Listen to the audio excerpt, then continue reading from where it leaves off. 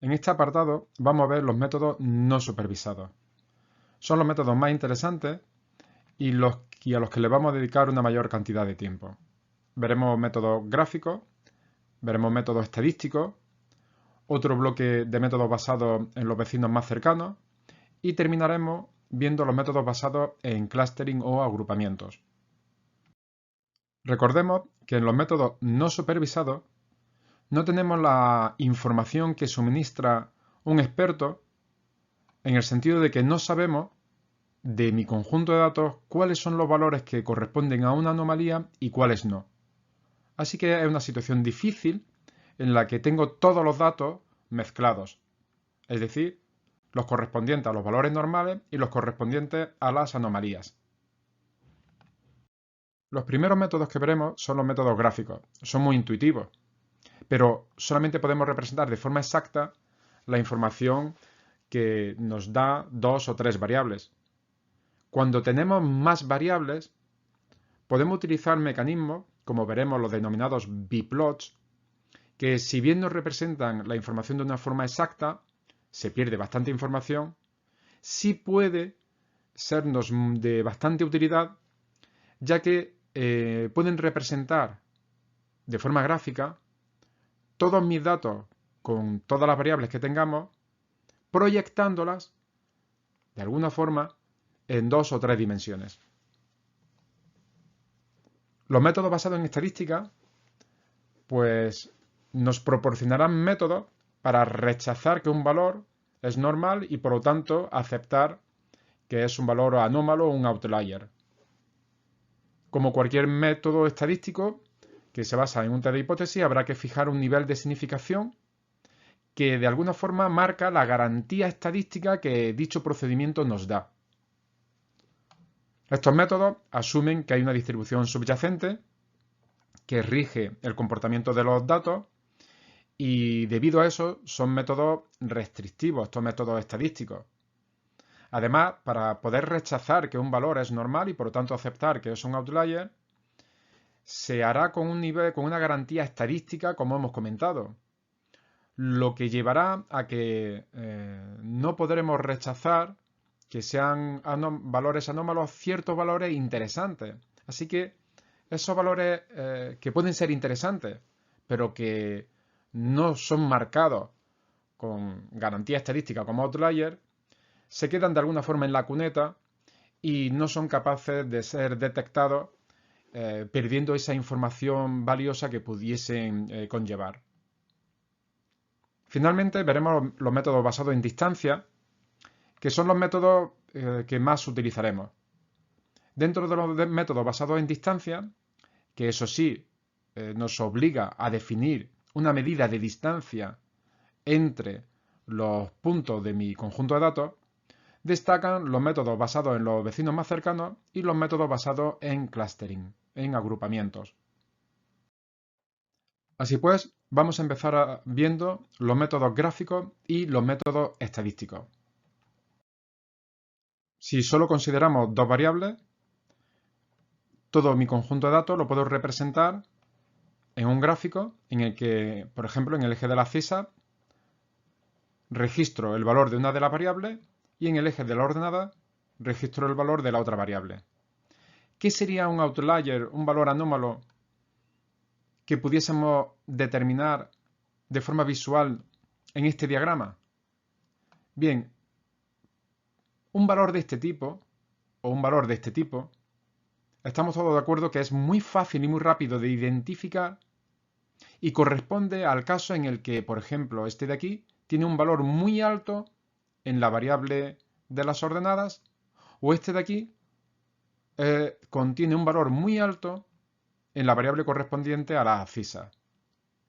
Pero este diagrama también me permite identificar de forma muy rápida y fácil este punto como un valor anómalo.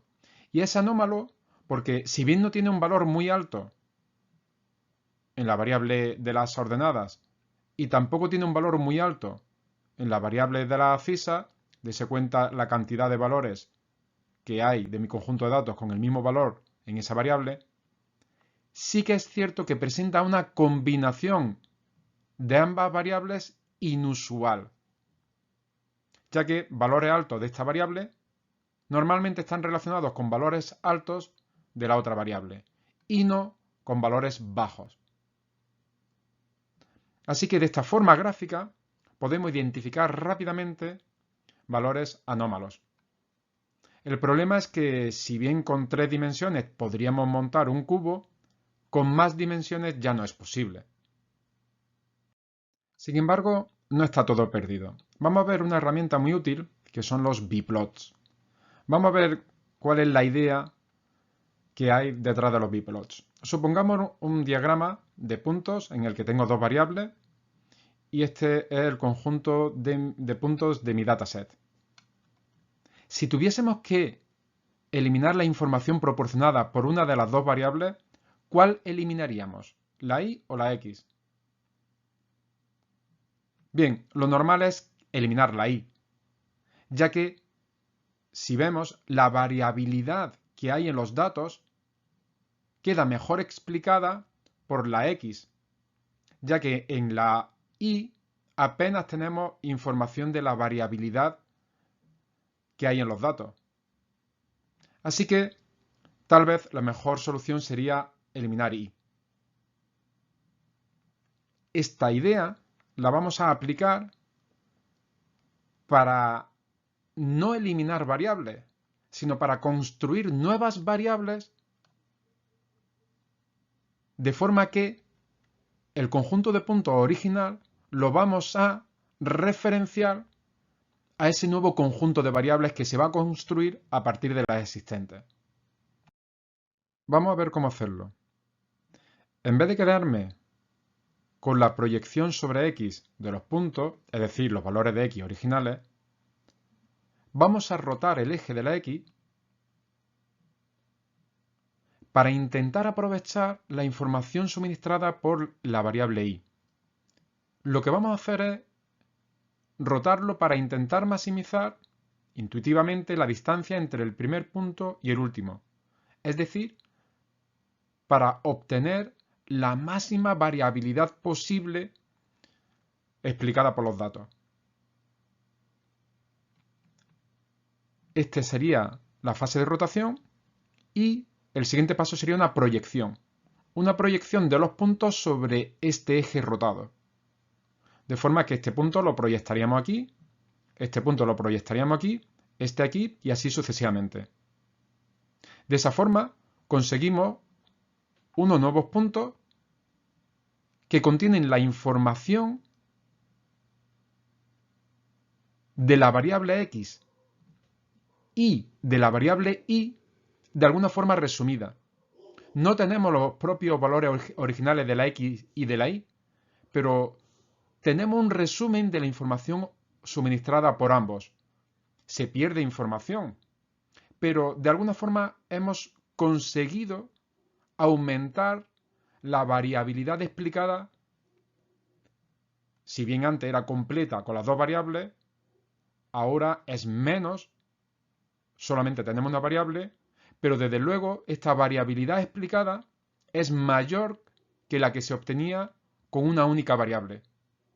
En definitiva, hemos construido una nueva variable a partir de la nube de puntos y hemos pasado de 2 dimensiones a utilizar una única dimensión. Este proceso se realiza con rotaciones y proyecciones que se consiguen simplemente a través de combinaciones lineales de los valores de las variables. Constituye una técnica estadística muy conocida que es el análisis de componentes principales.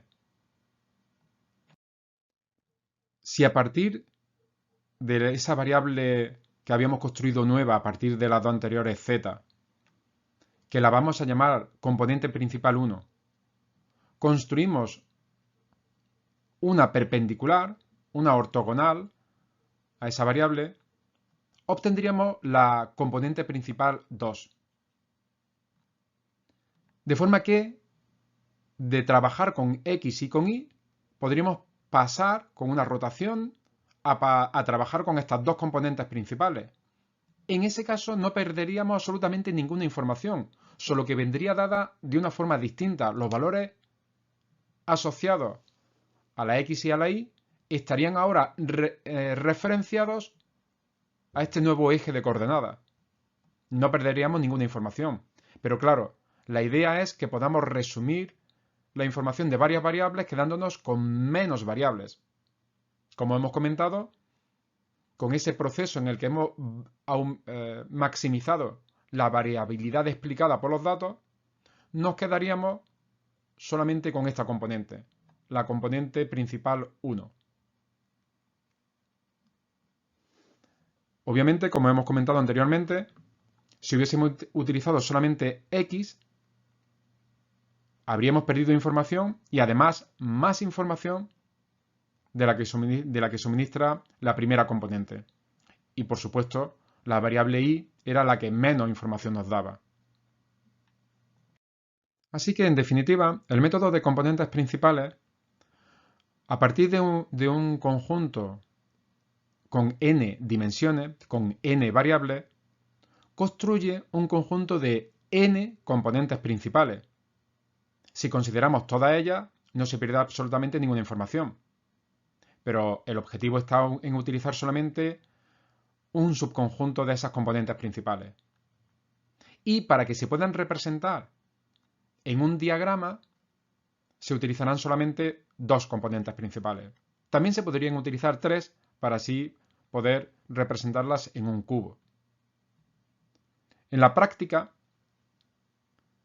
una representación en dos variables, utilizando solamente las dos primeras componentes principales, diremos o estimaremos que es fidedigna si la suma de la variabilidad explicada por cada una de las componentes supera al menos un 70% de la variabilidad total. Un biplot añade a la información que hemos tenido anteriormente con la proyección de los puntos sobre el espacio proporcionado por las componentes principales, añade la información de las variables originales que serán flechas centradas en un punto. Las flechas nos marcarán la dirección de crecimiento de esas variables. De forma que si utilizamos, por ejemplo, esta flecha correspondiente a esta variable, lanzaríamos una perpendicular y la iríamos moviendo a lo largo de la línea marcada por dicha variable.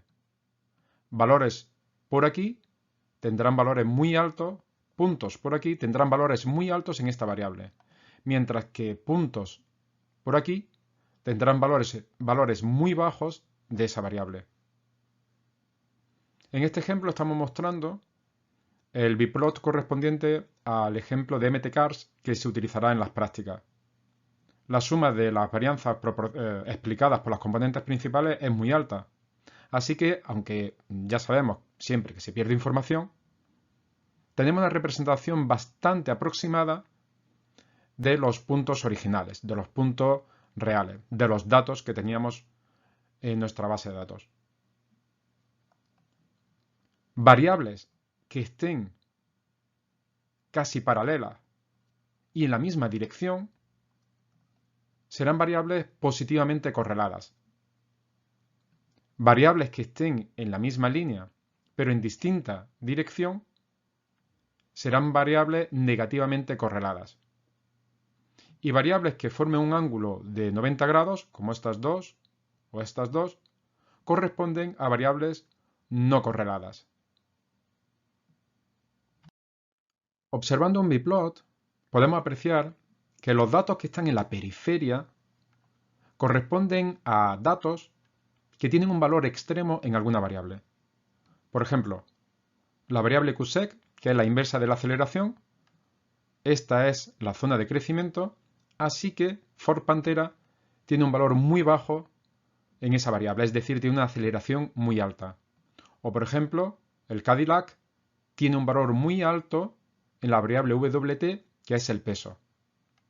Así que, observando un biplot y observando los puntos que hay en la periferia, detectaríamos esos valores que tienen, esos datos que tienen algún valor extremo en alguna variable. Sin embargo, los biplot los vamos a utilizar de otra forma. Si aplicamos cualquier método de detección de outliers, ya sea un método basado en distancias, un método estadístico, como ya veremos posteriormente, da igual. Cuando nos marque dicho método un valor en la periferia, corresponderán a los datos que estamos comentando. Han sido etiquetados como outliers, como valores anómalos, porque tienen algún valor muy alto en alguna variable. Sin embargo, si un valor etiquetado como outlier por el método que estemos utilizando está dentro de la nube de puntos, posiblemente sea porque tiene una combinación anormal de variables. Y esos serán los datos más interesantes y en los que tendríamos que centrar nuestra atención.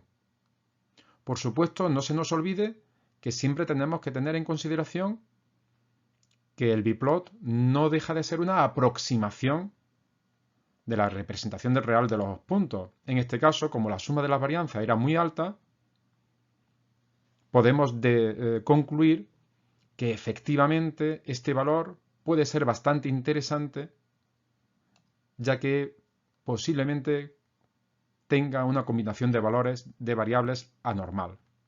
Este mismo ejemplo lo seguiremos en la clase de práctica.